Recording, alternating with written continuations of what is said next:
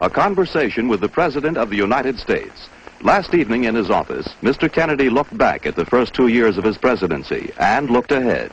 Talking with him for some 90 minutes were three White House correspondents: Bill Lawrence of ABC News, George Herman of CBS News,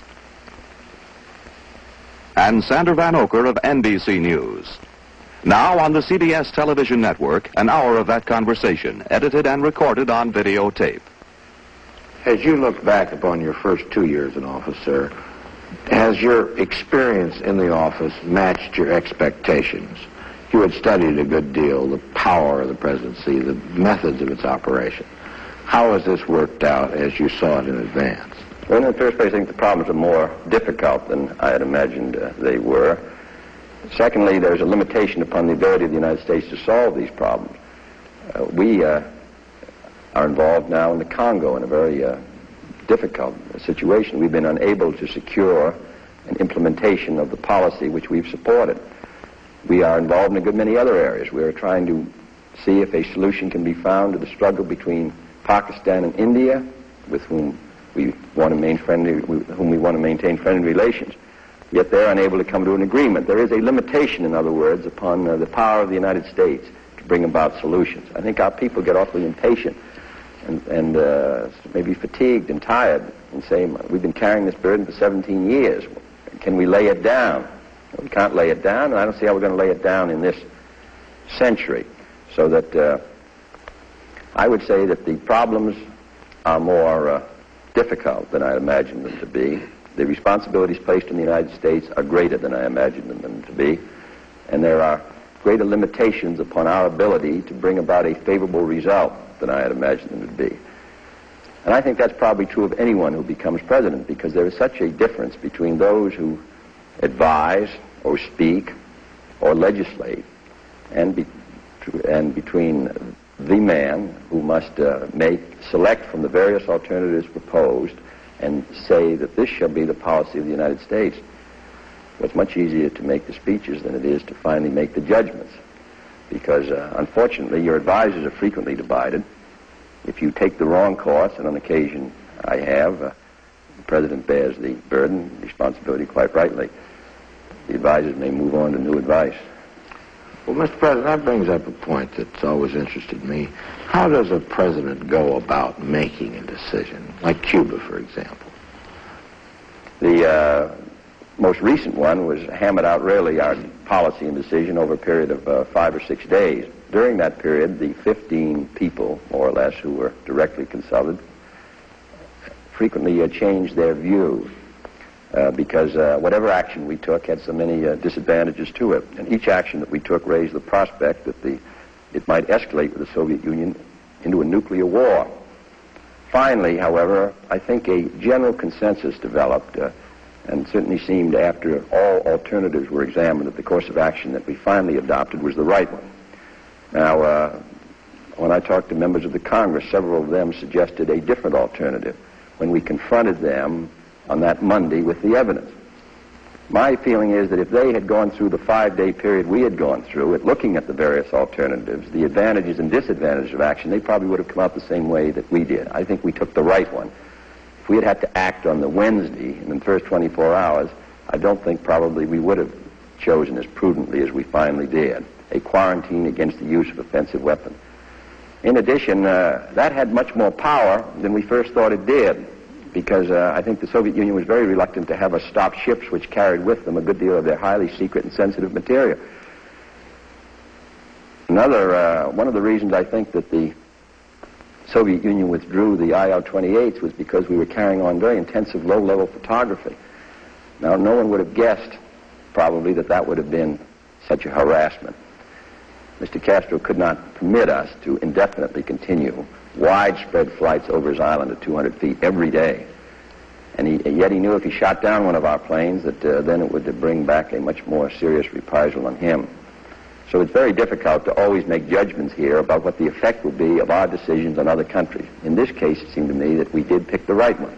In Cuba of 1961, we picked the wrong one. I'd like to go back to the question of the consensus and your relationship to the consensus. You have said, and the Constitution says, that the decision can be made only by the President. Now, what was your relation to the consensus? Did you form no opinion until a consensus appeared, or were you part of forming the consensus? And had you disagreed with it, what then? Well, I think that, well, you know, that old story about Abraham Lincoln in the cabinet. He says, all in favor say aye, and the whole cabinet voted aye, and then all opposed no, and Lincoln voted no, and he said the vote is no.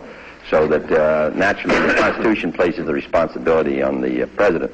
There was some disagreement with the course we finally adopted, but the course we finally adopted had the advantage of permitting other steps if this one was unsuccessful. In other words, we were starting, in a sense, at a minimum place. Then, if that were unsuccessful, we could have gradually stepped it up until we had gone into a much more massive action, which might have become necessary if the first step had been unsuccessful. I would think that the majority finally came to accept that, though at the beginning there was a much sharper division.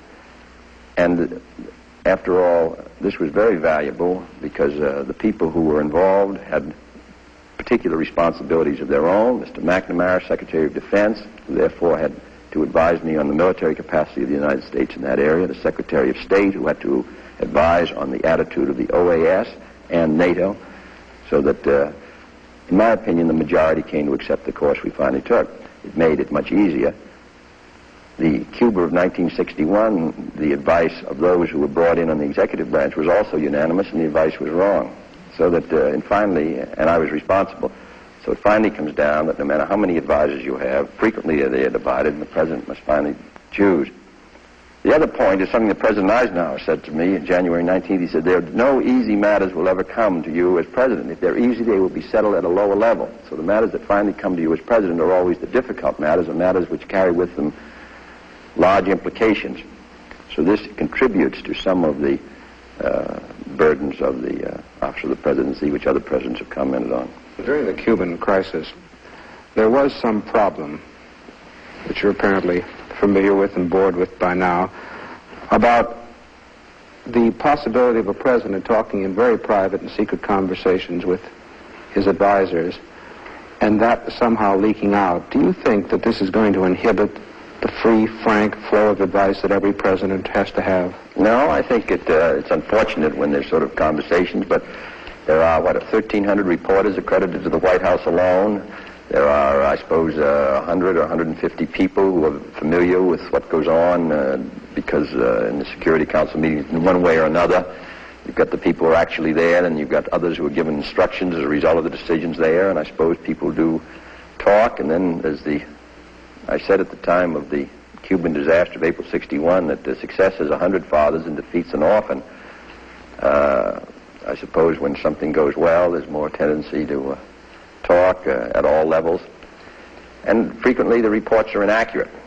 I would say the security is pretty good at the National Security Council. It's unfortunate when it's breached. Is it true that during your first year, sir, you would get on the phone personally to the State Department and try to get a response to some inquiry that had been made? Yes, I still do that when I can, because it's, I think there's a great tendency in government to have papers stay on desks too long.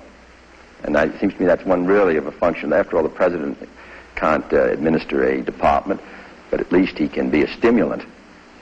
Do you recall any response that you received from somebody who wasn't suspecting a phone call in the State Department? Any specific response somebody made to you? No, they always respond. They always say yes, but it takes a little while to get. You know, after I met Mr. Khrushchev in Vienna, and they gave us an aide-memoire. It took many weeks to get our answer out through the State Department, coordinate with the British, the French, and the Germans. It took much too long. It seems to me we've been able to speed it up, but this is a constant problem in various departments. There are so many interests that are involved in any decision.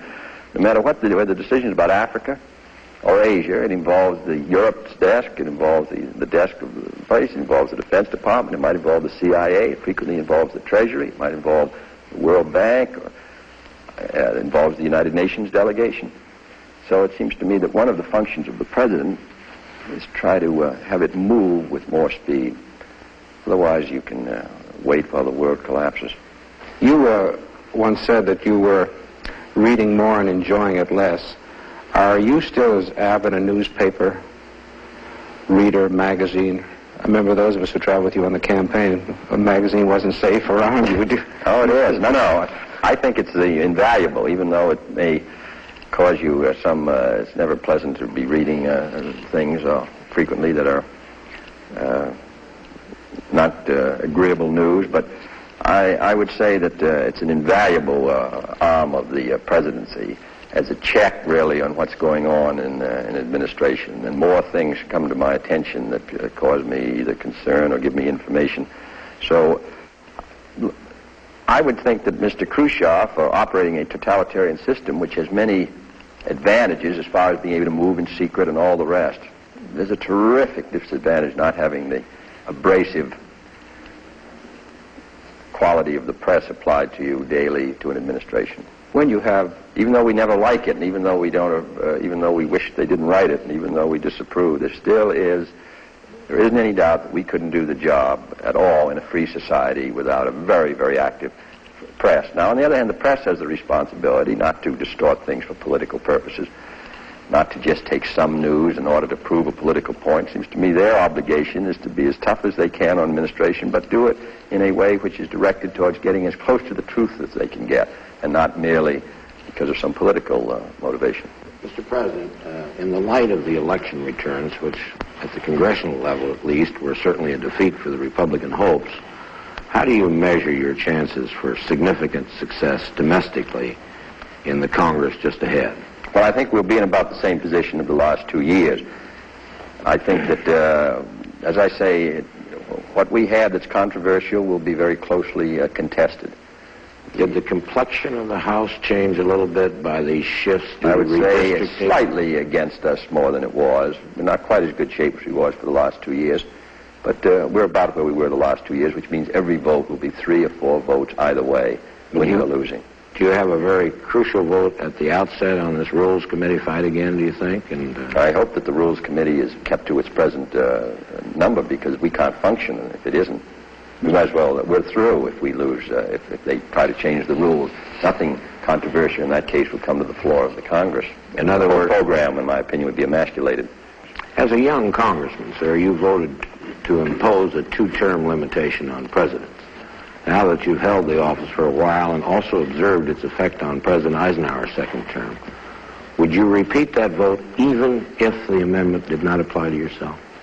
Yes, I would. I would. I know the conditions were special in 47, but I think 8 years is enough. And I'm not sure that a president, if he's, in my case, if I were reelected, that you're at such a disadvantage.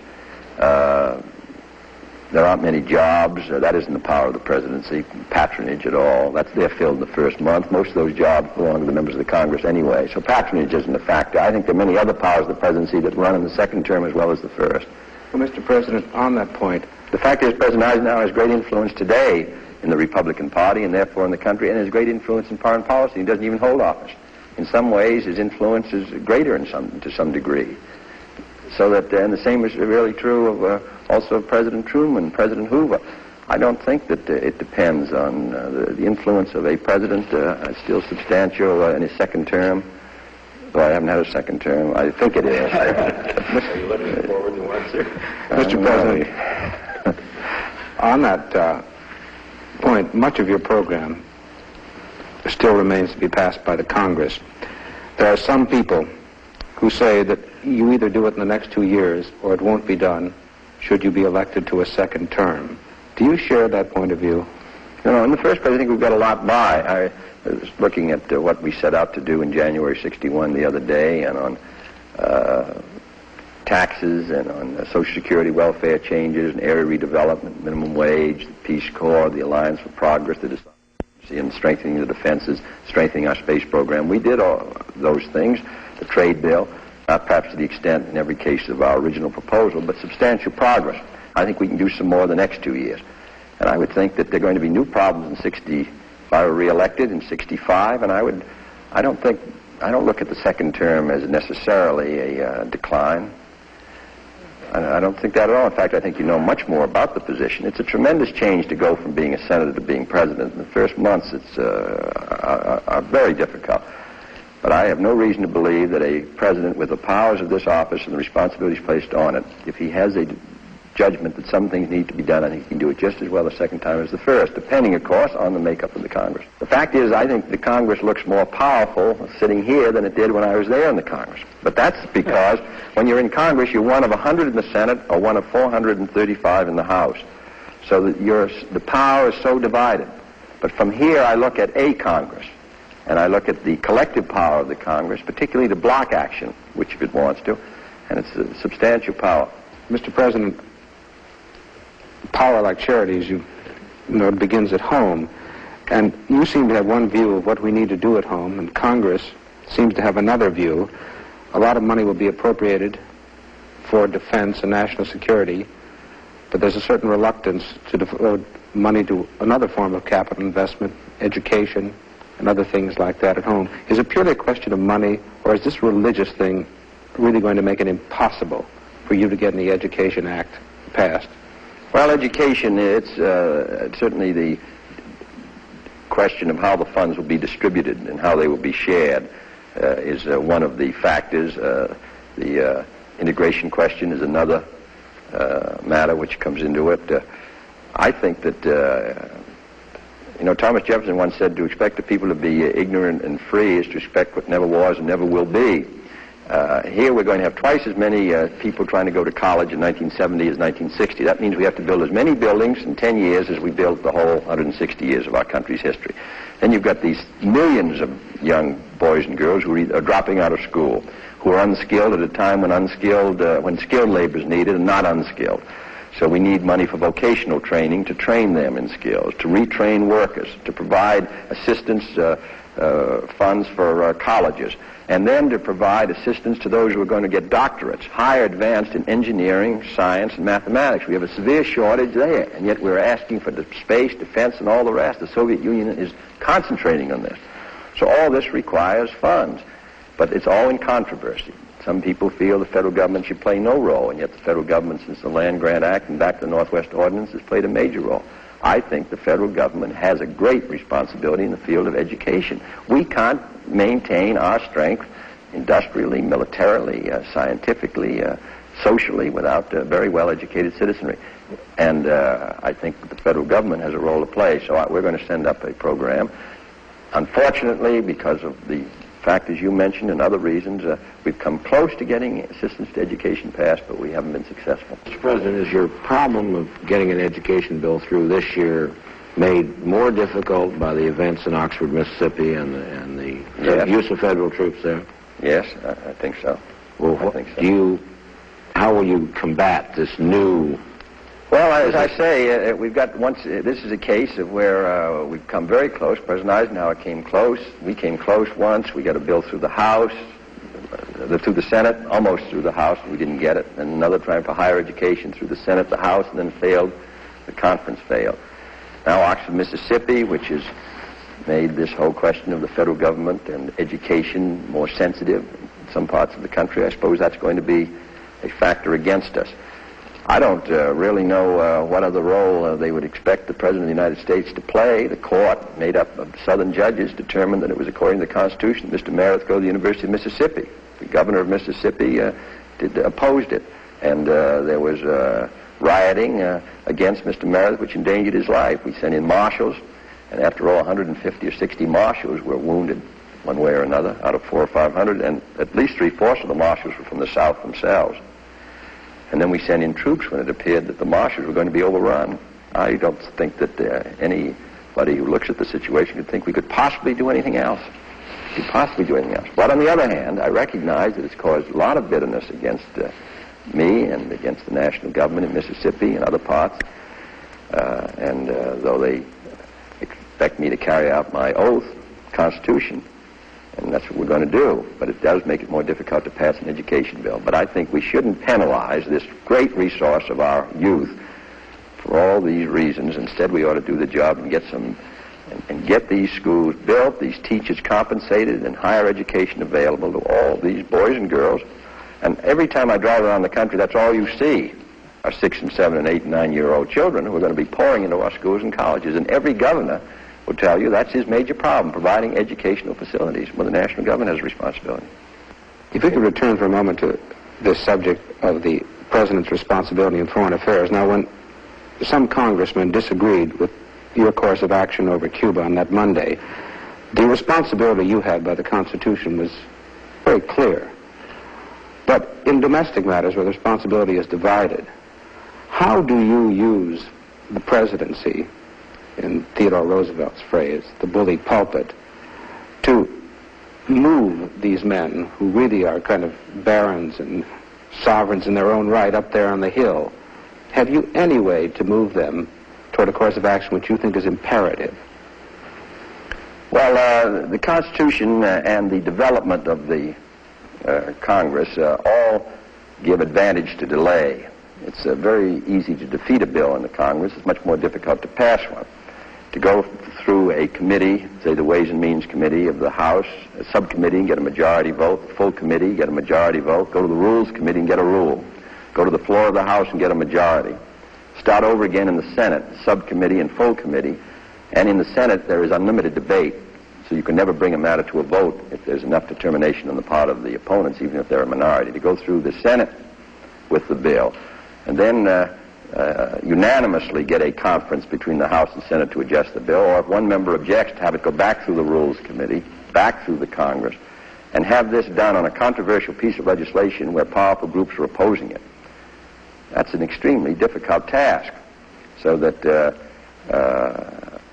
struggle for a president who has a program to move it through the Congress, particularly when the seniority system may place particular individuals in key positions who may be wholly unsympathetic to your program, maybe even though they're members of your own party in political opposition to the president. This is a struggle which every president who's tried to get a program through has had to deal with. After all, Franklin Roosevelt was elected by the largest majority in history in 1936, and he got his worst defeat a few months afterwards in the Supreme Court bill. So that they are two separate offices and two separate powers, the Congress and the presidency. There's bound to be conflict, but they must cooperate to the degree that's possible. But that's why no president's program is ever put in. The only time a president's program is put in quickly and easily is when the program is insignificant. But if it's significant and affects important interests and is controversial, therefore, then there's a fight, and then the president is never wholly successful. Well, Mr. President, which is the better part of wisdom? To take a bill that's completely emasculated, that you had great interest in, and accept it, or accept its defeat in the hope of building up public support for it at a later time? Oh, I would say, given the conditions you described, I think it would be better to accept the defeat. But that's usually what has happened, and what has happened to us in the last 2 years. A good many of our bills passed in reasonable position, not the way we sent them up, but after all, the Congress has its own will to and own feelings and its own judgment, and they are close to the people. The whole House of Representatives have just been elected, so that it's quite natural that they will have a different perspective than I may have. So I would say that what we ought to do is do the best we can. But if it's completely emasculated, then there's no sense in having the shadow of success and not the substance. Mr. President, in this exercise of presidential power, I think perhaps the best known case and the most widely talked about was your rollback of steel prices after they had been announced by the steel companies. Some people have suggested that in retrospect, perhaps you would not have acted so vigorously. Is there any truth in this suggestion? No, I must say I think it would have been a very serious situation if, though I don't like to rake over old fires, I think it would have been a serious situation if I had not attempted with all my influence to try to get a rollback, because there was an issue of good faith involved. The steel union had accepted the most limited settlement that they had had since the end of the Second War. They had accepted it 3 or 4 months ahead. They did it in part, I think, because I said that we could not afford another inflationary spiral that would affect our competitive position abroad. So they signed up. And then when their last contract was signed, which was the Friday or Saturday before, then steel put its prices up immediately. Well, it seemed to me that that was the question of good faith was involved, and that if I had not attempted, after asking the unions to accept a non-inflationary settlement, if I hadn't attempted to use my influence to have the companies hold their prices stable, I think the unions could have rightfully felt that they had been misled. In my opinion, it would have endangered the whole bargaining between labor and management, would have made it impossible for us to exert any influence from the public point of view in the future on these great labor management disputes which do affect the public interest. So I have no regrets. The fact is we were successful. Now, supposing we had tried and made a speech about it and then failed, I would have thought that would have been an awful setback to the office of the presidency. Now, I just think that looking back on it, I wouldn't change it at all. There's no sense in raising hell and then not being successful. There's no sense in putting the office of the presidency on the line on an issue and then being defeated